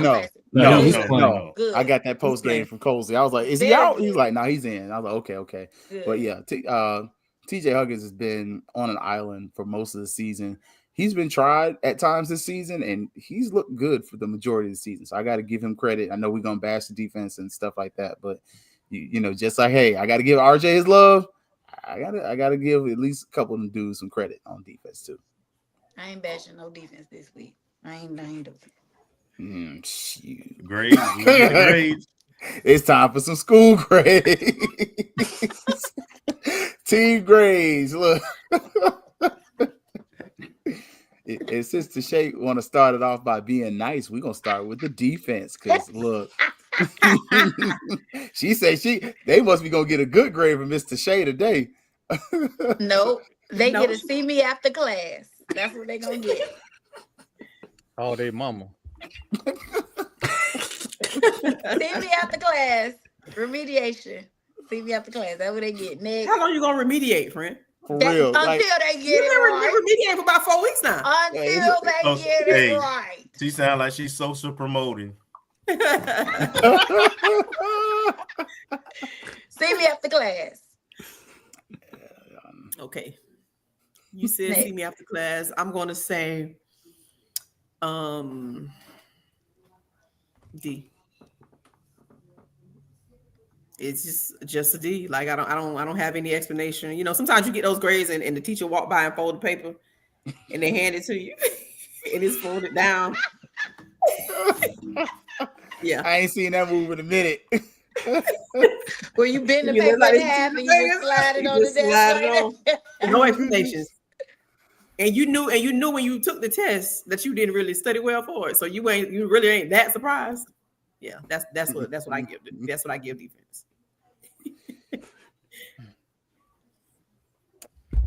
Okay. He put his glasses on. That's how you know you about to get a talking to it. He put his glasses on. You. I'm giving them you. Unsatisfactory. Taking it back to elementary. you know, I believe in pass fail. But in order to fail, it feels like there's more of an effort that needs to be taken. There were times where I thought there should have been more effort. So I can't give you a failing grade because I haven't seen the effort to give you a failing grade. I know you have more potential, and I hate that word potential. I know you have more potential, but potential is just like a behind. Everybody got one. So I'm gonna have to give them. I'm gonna have to remove them from class and tell them to come back again next year. Wow. You gonna give him an I, Troy. That's what it is That's in an the school incomplete. world. That's an incomplete. That's an I. It's No, it sounds like at the college level. It sounds like a withdrawal. Yeah, for real. That's an I. An I. They give you an I in place of the grade. Tell you come back, do some assignments, and then we're gonna change the I to a grade. So you giving them an I, right, Troy? No, you know what? North Carolina Rattlers. He was drawing them. We were drawing them. And tell them they got to take the class again. Yeah, start over. Oh, they got to take the whole class over. Yeah, they got to take the class no again. concepts. You can't even. There no concepts were. Nope. So you got to do this all over. I can't help you. Yep. That's where you are. I can't help you. Mm-hmm. Not an academic suspension. Oh my goodness. Suspension. Oh my gosh. I can tell some of us might not have been A students. They're speaking from experience. I ain't the only thank you, Lordy. It was the 90s. I was young and black in at Florida State. I had some issues from time to time. Hey, that's my story. I'm sticking to it. The ladies don't worry about it, Troy. You came to the right side of the down for track. the honors graduates. Me and Ashley, we graduated with the Lordy. Not no thank you, Lordy. Who you? Magna cum laude. Oh no, thank you, Lordy. Look, that baby was born. I had to walk across that stage, and I didn't walk across the stage. I ain't gonna lie to you. I ain't walked either. Y'all didn't give me my paper. I was a single. I was a single dad. Yeah, me too. I came here. Same here. That child you heard that opened the door. That's the reason I got out of college. I had to get something had to shake. Look, I ain't gonna hold y'all. I'm giving him an F. Not a letterman F. F. That was horrible. Like another defensive. I'm sorry. I can't give you no D's or I's. That's another F. I agree. I gave him an F as well. Straight up F. Just try again. All of that, man. Yeah. So this GPA is horrible right now. Yeah. But the good news is the Florida Classic is this week, and you can make up for all your sins all season this week. Facts. Absolutely. We got a makeup test. Facts. They won homecoming. Yeah. So it count for something, right? That count for something. You said what you said to Shay? We won homecoming. Oh, we won homecoming. I thought that count for something. No, because of the defense, though. They did their part. That'll help your cause there. Let's move on. Just move on. Special teams. You trying though? What y'all gave the special teams? F. Oh yeah. How dare you, Ashley? No, I'm gonna give him a minus. D. I'm gonna give him a D. Ashley, how dare you give them a F? Because the field goals, block, miss. I'm gonna tell you why I'm giving them F, because I'm disappointed. Okay. They are the standards have high, shown right? me better, at least in some facets of the special team. So I gotta let them know. Sometimes you gotta hit them where it hurts and let them know. You get that F, you're not used to getting Fs. You usually get B's and A's. You get an F, people like, oh, now I gotta get it together. I ain't never giving my star student an F. They're gonna have to come back and see me. I'm not, because everybody have off days. You got my special team. I'm not. You special team. They got to come back, and I believe that next week they're going to arise to the occasion. I have faith. Well, that's the grade I'm giving them. See me. They another see me. See me after class. I'm not giving special teams no F. They done kept us in this game the whole season. I'm not giving them no F. You're 100%. Everybody got a It's bad take. Everybody has bad and the punting and the kickoff coverage and stuff that was fine. Yes. So yeah. Heck no. I give him a D. he said all that to get them people to give him a D. You exactly. Kelvin, no. No, see, but the problem is they failed the big assignments. They failed the big assignments. See, you know, the classwork they did okay at, but it's the big assignments they failed at. They got an F for me. Oh, yeah. Wonderful. F minus. My bad, go Troy. God, like, y'all are disrespectful. Troy. It is important. Troy. Special teams is important this time of year. They have performed better, but I can't give them a C. I'm gonna give them a D plus, but I can't give them a C. So D plus, that's about like D plus. That's about like a 68%. Yeah. Somewhere between a 67 and a 68 or 69. Yeah. So they tried. They tried their best, but still came up a little short. Okay. I can't give you no D. A D is a passing grade in some places. No, that is true. It is. But I mean, so that you're giving them this grade. The kickoff coverage was not bad. Yeah. You know, it wasn't the bad. Punting wasn't we bad. had a block field goal. We had a block kick with the win. The miss, but so miss field goal. That was 51 yarder though. Then you had the 2-point conversion failure. That was he wasn't. He's a quarterback. He's not. That's special teams. That's special teams. That's still special teams. We're not talking about who did it. It's special teams. Special teams. No, it's all of it. No, all the kids in the unit gonna get the same grade today. Group assignment. Y'all are so proud. I tell you, y'all are so proud. Okay, coaching. What y'all got for the coaches this Monday? Kelvin's face. I'm gonna give them. Here's what I'm gonna give coaching because there were some bright spots. So I'm gonna give them C minus. I'm gonna give them a C minus. That's a low of 70, a 71. C minus. I'm almost where Keith was with special teams. I want to say F so bad because that 2-point conversion was so awful. That's why I can't get over the special teams. That alone won't let me give him, even though the offense was fine. That alone won't let me give him over a D. Come on. It was some really good spots. It was some really good spots. I can't do it. We didn't have to call a timeout this time because I can't do it. The clock management, we didn't have to do it. Not going to be able to do it. I tried, y'all. In honor of Rich Boy from the state of Alabama, throw some D's on that bitch. Y'all got a D too. No, sir. You ain't slide today. I'll tell you why I'm giving them a D. I'm giving them a D because you wait to this point in the season to show us that the 2-minute drill works. We've seen that all season.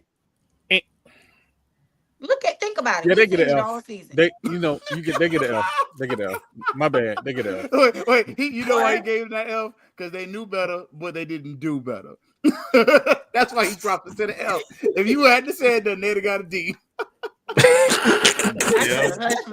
you talk them into a worse grade. Sometimes better just be quiet. They talk themselves into an F. Them children they keep talking till they get mad. You know what? Forget about it. You know what? Everybody got to turn an essay tomorrow. John wanted to over there and have attitude. Everybody got to take a test tomorrow. I hope y'all ready. Let's see. For coaching, I'm going D plus as well. You know, like it's like a 68, 69%. You know, I'm thinking to myself at first, I'm like, you know what? I'm gonna give him a C. I'm gonna be generous. But then I'm thinking back to all these moments and I'm like, dumb 2-point conversion call. just a lot of inconsistency. And then I'm like, yeah, you know what, D+. But you have a chance to correct it. Next week, you have a chance to correct it on a big stage. So hopefully we can at least shoot for like a 75%. Maybe we get like a C right on the dot. So and that's and it's a segue into my point. I'm going to take this time to use my I grade that I have not used all year. And the reason is because next we do have a game, you know, Valley is following the Classic, but you know, next week is to me is like your final exam. Yes. And you know, sometimes you get a D, you get a C, but you mess around and put out an A on that final exam, you pass the class. Absolutely. You're not going to summer school no more. So I'm gonna give them an I.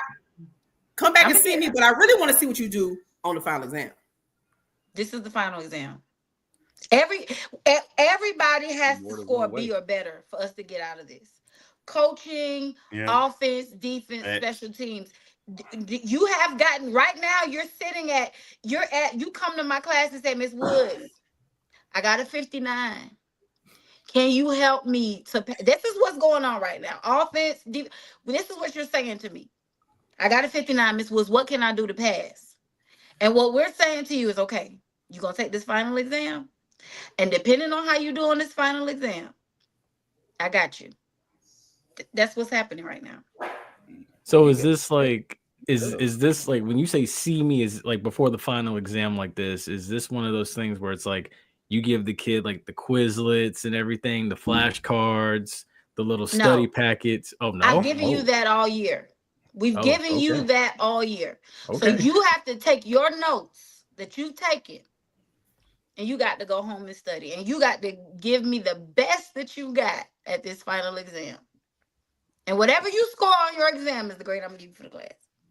She's nice. All right, we gotta make sure we move along. Before Ashley gets up out of here. Offense. What y'all got for the offense? We'll let Ashley start first so she can go take care of some business. Offense, what you got for this game right here? Hey, I got to give him an A. I'm not too sure about how many A's I passed out yet, but I'm gonna give him an A just for the performance. The 20 for 24.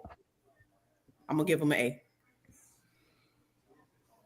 That first quarter will not. That first and second quarter. I get it. I do understand. But it won't. I got to look at the numbers on paper, and I'm gonna ride with the numbers on paper, and we just gonna let the numbers tell the story. They're gonna get a B. They're gonna get a B for me. They're gonna get a B. It's a solid, strong B, but you're gonna get a B because that first and second quarter was abysmal. So you're gonna get a B.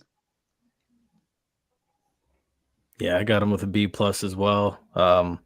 You know, again, 20 for 24, 299, 3 touchdowns, no interceptions. Nice. That brings it up, but at the same time too, like, you know, not rushing for 100, 200 yards like what we expect. That's where it kind of holds you back. So now I say, you know, B+. You still pass. That's still a good grade, but again, you know, we're gonna need more. Them 3 and outs, stalling out the drives, 3 and outs. I can't give you an A. And one little thing I'll add to this is, in order to have success next week, in my opinion, I feel both running backs are going to have to go over 110.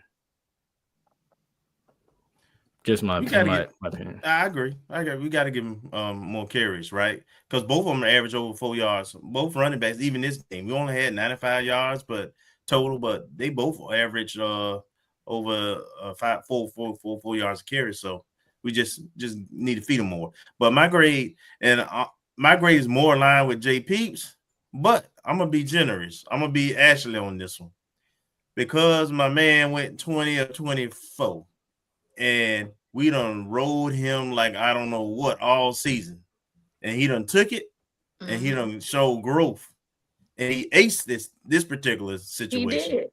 So because of the leader in the class on that offense followed their leader, and they aced it, I got to give him an A. Yeah, RJ gets an A. RJ get an A. Absolutely. I'm giving it to the whole group. I got to build them up. I got to build them up a little bit now. We got this classic week. RJ ruined the curve. Sorry. RJ ruined the curve. So y'all get a B. RJ got an A. This is what it is. I almost give him a higher A. What you got though, Troy? I'm just so I was thinking about this, and I have been particularly tough on RJ. Mm-hmm. I freely admit it. Even with the stats he's put up, he's put up big yards. I've been very tough on him, and I'm going to continue to be tough on him. You're the quarterback at Florida A&M. You don't get a pass. Mm-hmm. My favorite quarterback is Tony Ezell. FAMU alone. Mm-hmm. You don't get a pass. That being said, 80% ain't nothing to sneeze at. I like efficiency. Mm-hmm. Also, the ability to run the 2-minute offense showed me you have the ability to be an elite college quarterback. So I gave the offense an A. Okay. I'm gonna be closer to J Peeps. I don't normally do plus minus. I'm at a B plus, and I have been hard on RJ as well. But one of the things he did show me in particular, especially that one play where we looked where he actually went through his progressions. That has been my criticism of him. It has been a very big frustration of myself and others, where you kind of see him lock on into that one receiver. He, we looked at it last week, and you saw we're like, dang it, he had a touchdown. Where we just showed a play where he looks to the left, it's not there. He looks to the right, he throws the ball. It made it there. Don't matter if it was 10 seconds, 2 seconds late, 3 seconds late. It was there where it needed to be and on the money. And if I can get that out of RJ, then this season will have been worth it, because what that says for next season, if that's the kind of growth we're going to see, it bodes well. Right.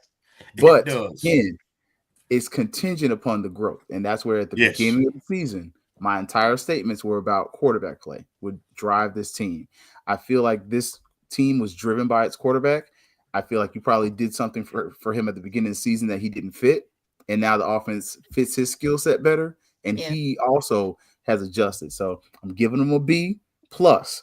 But if it was almost an A, but I was with J Peeps, that run game under 100 yards, that bothers me, especially when Thad Franklin's running for 5 yards a pop. And we found something with Wiltshire, and we found targets. Can we put it together? Because like y'all are saying, the Florida Classic this week is your final exam. That other game, that's an extra. That's something you should have did extra. That's makeup. But the Classic is your final exam. And I'm expecting for you to put everything we've seen together as an offense and then throw out the entire defense. Just you can throw that stuff in the trash. I'm the toughest grader here? Really? I gave the toughest grade? Today? Nah. No, I mean for offense. I gave the toughest grade. Yeah. I thought JP's gave him a B. I gave him a B plus. B plus. B plus. Yeah, I gave B plus too. I gave him a B. Oh, okay. Yeah. Maybe let me reevaluate. No, you did good. No. You gave us some eyes today. You all right. You doing all right. That's what we said by church with the preacher. You doing all right. Okay, so we got through the school grades there. Hey, big Florida Classic this week. How some of y'all are going to be there, some of you won't. If you are watching from the friendly confines of your house, definitely do that. Before we get up out of here, we got to make sure we let everybody know where you're at, how to follow you. And, if y'all will be at the tailgate, let us know what tailgates you're going to. I'm going to be at the best tailgate. It's going to be the Nuke tailgate, Winter Park alumni, OAC. You got the best. I mean, honestly, the best chapter kept outside, in my personal opinion. We should win chapter of the year. Shameless plug. But us and OAC together, it's going to be a problem. It's going to be some great times. We got a whole pig, oysters on half shell, grilled oysters. We bougie, but we bad and bougie. So we're going to do it right. But tell us what y'all doing for the Florida Classic. If you're doing some events, let us know. Like, tell us what's going down, and then also let us know where folks can find you and can follow you on social media. Who's going first? We'll start with you, J Peeps. All right, let's do it. Well, okay, so getting into town Friday. So countdown to kickoff will be live actually Friday around like 12ish. Not sure exactly yet. May have to reschedule it. But after that, getting into town Friday. Ironically, my uncle works at Oklahoma State. So I'm gonna hang out with him actually and the Pokes for Friday night to go to Riverwalk. That's here in Tampa. Jeez. Go to City Walk. Hit up Voodoo Donuts, my place. I have to go there when we go to Orlando for the Classic. And then, of course, Saturday, tailgating, Lot G. If you want to do shots, come through. We have Jack Daniels and we have Crown Royal. So if you want to take a shot, come on through.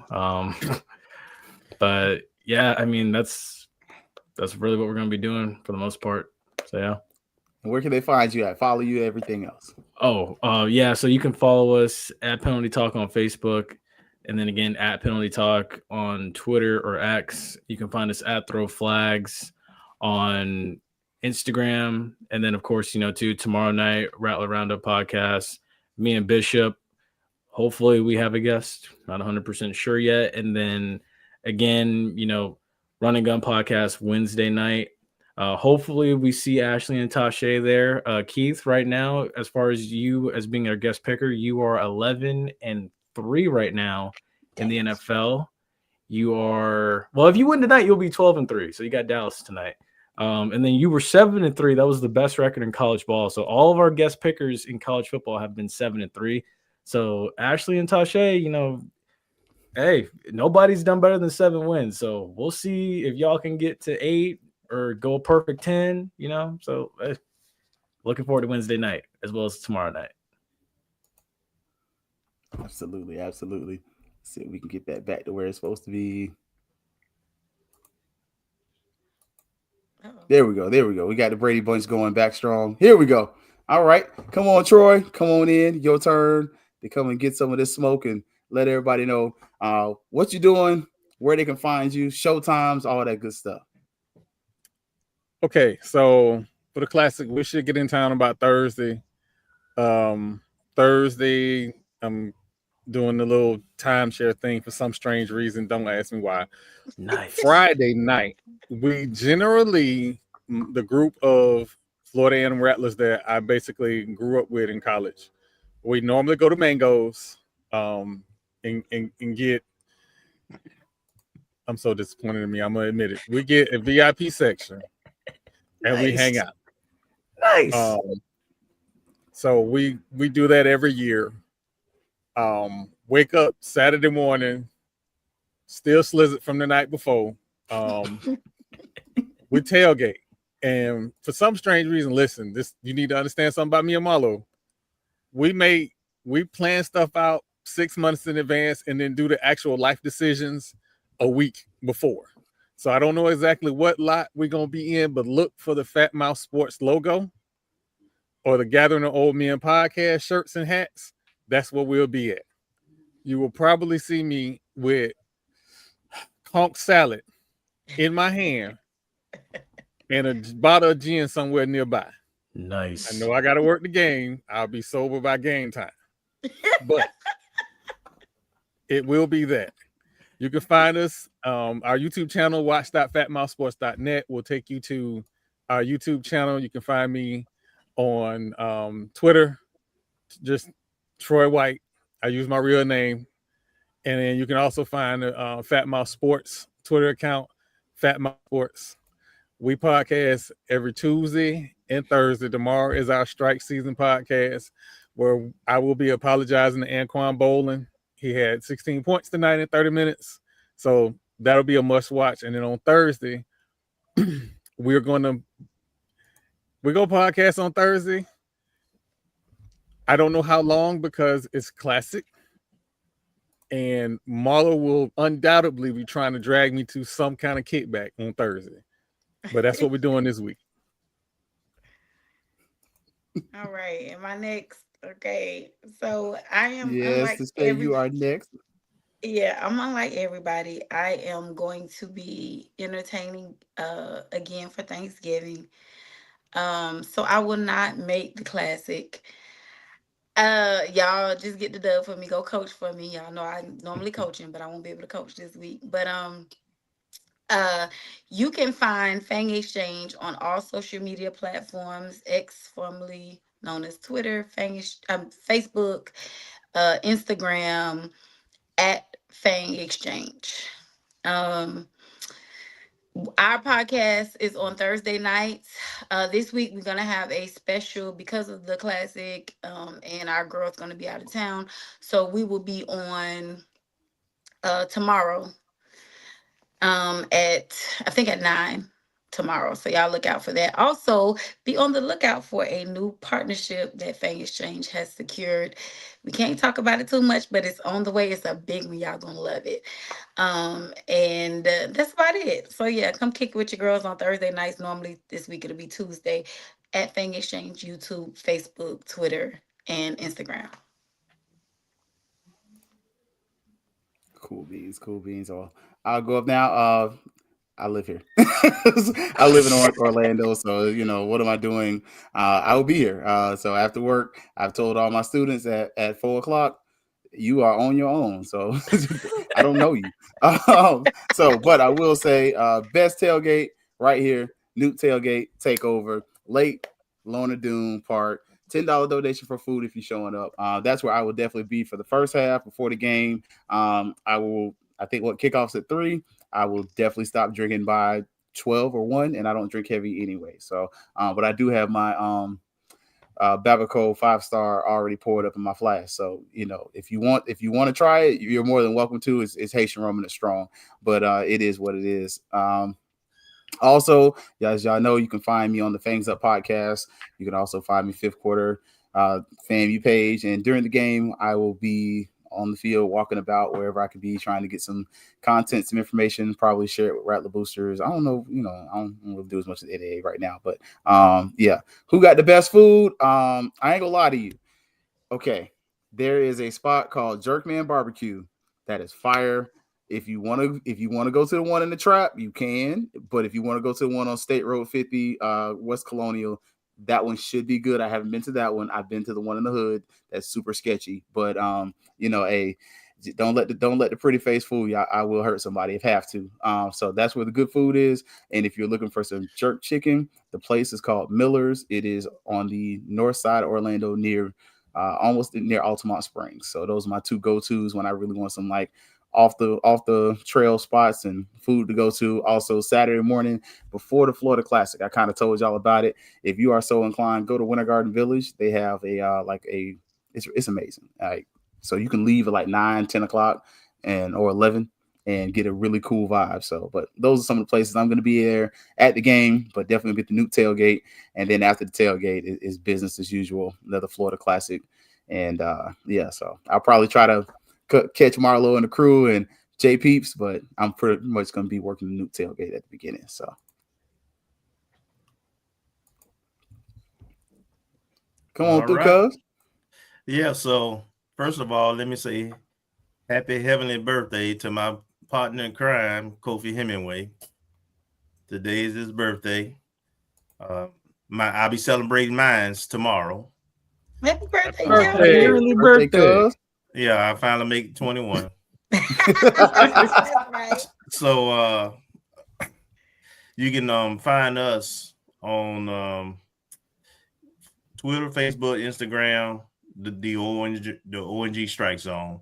You can also download the Jericho Broadcasting app, my JBN / my BCSN. And you can also, if you want to support us financially, what we do, Cash App us, my JBN, my BCSN.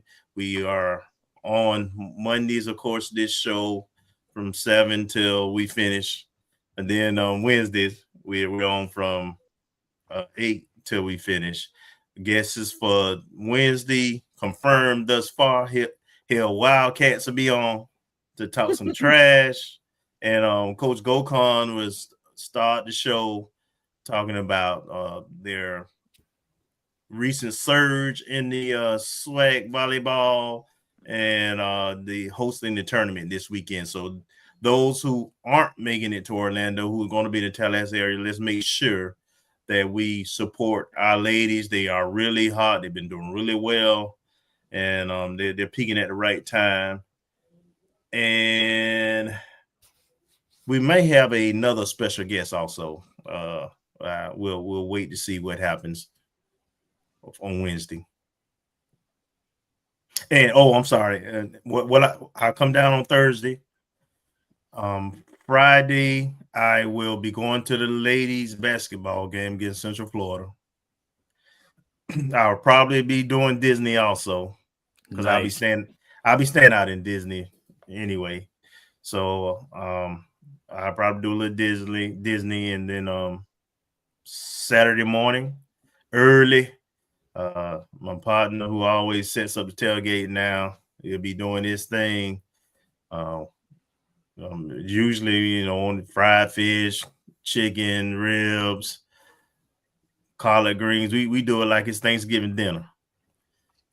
So that's where I'll be. I'm sure Brian will join me at some time.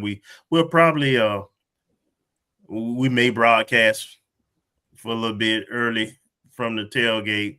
We'll definitely you follow us on Facebook and Twitter or on social media. We'll definitely tweet where we are and let you look at the spread and everything. And if anybody's in the area, come by and holler at us.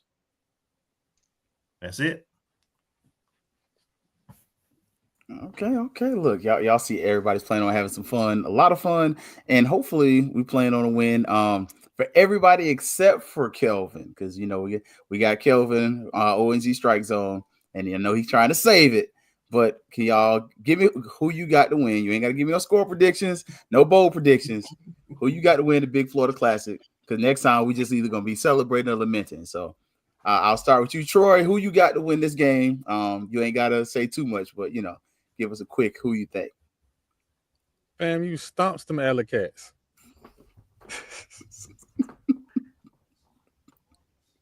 Switching up now. Eyebrow bet? Not this week. I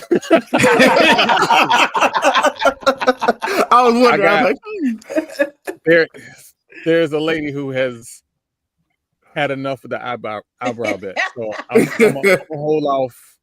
I'm gonna hold off till next year or baseball season. I'm not sure yet. Okay. JP, who you got? Who you with? So I was raised by Rattlers. I'm Rattler till the day I die. And just like Dr. Humphreys used to say, Bethune-Cookman has no business beating FAMU ever at anything. With that being said, I got FAMU. I refuse to, even take a chance to give them a win, but I got FAMU. I think RJ, he shows up. Hopefully.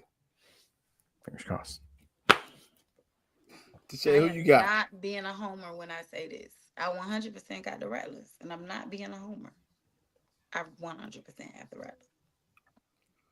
I'm gonna be a homer. I got FAMU. Just because I can't never say I think Cookman's gonna beat us in anything.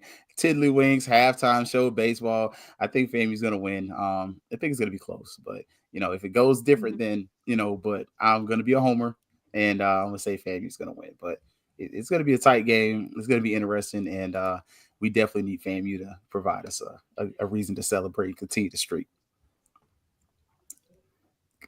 Calvin, you already said Calvin's not picking, so we don't. That's right.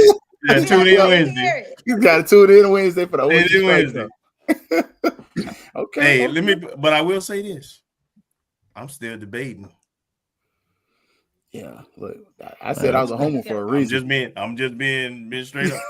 I'm still debating which way I'm falling on this thing. I hadn't decided yet. Look, that's why I had to use that. I'm a homer on this one because they have shown that they are propensity to be able to score, and FAMU's offense is choosing to show up at the right point of the season. Because this would have been 3 weeks ago, I'd have been like, man, no. More like by 3, Kingdom Building. More like by 3, but a win nonetheless. That's all we need. And then we know post game ain't no fifth quarter because the Alley Cats don't stay around. They got to get back and get treated for fleas. I sure hope going into the fourth quarter. This is my hope. We had a lead and we had a ball. Yes. I feel good in that scenario. We gonna win. Yes. And I need us to work on that halfback quarterback exchange because that was not happening. Yes. That was dang. Right. All right, good people. All right, y'all, for let's go, everybody here. Look, we need y'all to get a win. Go party. If you're going to the gorgeous event on Friday, you can go to that. You go to the basketball game on Friday. But Saturday, we need you at Camping World Stadium in Orlando, Florida. Or at the Lawson Center for the SWAC championship, SWAC tournament. Hopefully, I think the Lady Rattlers got a shot, man. So, oh, no doubt, absolutely. We coming on at the right Yeah. time. I know peer review like, damn. Especially The number one seed we got. That's who we get. Not just beat them, we swept them. Right. I actually watched that. I went back in the SWAT TV. Shout out to SWAT TV. I like that. Me I went too. back and watched the whole match. It wasn't no fluke. We whooped them. And we done won, 6 out of the 7 now? We done beat everybody except Alabama A&M, I think, and who's on the other side. So, yeah. Last 3 matches. Yep. All right, y'all. Look, Tuesday, Penalty Talk. Wednesday, OG Strike Zone and Fang Exchange. Thursday, Fangs Up. Troy, y'all are Thursday and Tuesday. Yep. We doing a mashup Thursday? It's up to you, man. You know, all is welcome. All is welcome. We were probably gonna do a mashup just to keep it clean, so that way y'all can be on time and I can be on time. All right, y'all. Y'all already know what's about to be. It's always gonna be Fangs Up, and y'all see y'all Monday for the next review show. We'll see y'all, and we're gonna try to get one more special guest on here.